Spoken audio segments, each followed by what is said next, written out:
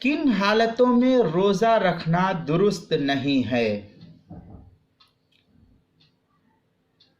حیض و نفاس والی عورتوں کے لیے، جس کو ماہواری آئی ہو یا بچے کی ولادت ہوئی ہو، ایسے کے لیے روزہ رکھنا جائز نہیں ہے۔ لیکن روزہ معاف نہیں ہے ان عورتوں سے جب یہ ایام گزر جائے تو پھر گزر جانے کے بعد میں ان روزوں کی قضا لازم ہوگی ان عورتوں کے اوپر۔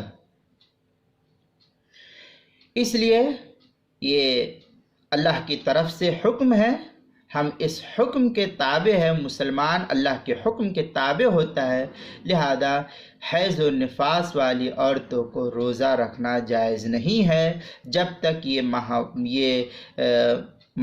جب تک یہ ماہواری آتی رہے۔ جب ماہواری ختم ہو جائے تو اس کے بعد رمضان کے بعد کبھی بھی ان روزوں کی قضا کر سکتی ہے۔ چنانچہ الموسوعۃ الفقہیہ کے اندر عبارت ہے شرط وجوب ادائہ، اس کے تحت المرأۃ من الحید والنفاس لأن الحائض والنفساء کے تحت نقل کیا 28ویں جلد صفحہ نمبر 21 پر۔ تحتاوی علی مراقی الفلاح کے اندر 348 صفحے پر اس کو نقل کیا ہے۔ شامی جو زکریا بک ڈپو دیوبند کا چھپا ہوا ہے، اس کی 3 جلد صفحہ نمبر 331 پر نقل کیا ہے۔ اور اسی طریقے سے جو تاتار خانیہ جدید مفتی شبیر صاحب کی تحقیق کے ساتھ زکریا بک ڈپو کا چھپا ہوا نسخہ ہے، اس کی 3 جلد صفحہ نمبر 351 پر اس کو نقل کیا ہے۔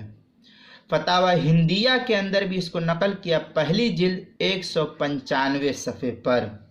اردو کتاب دیکھنی ہے تو کتاب المسائل کو دیکھ لیجئے، کتاب المسائل کی 2 جلد صفحہ نمبر 146 پر بھی اس کو نقل کیا ہے۔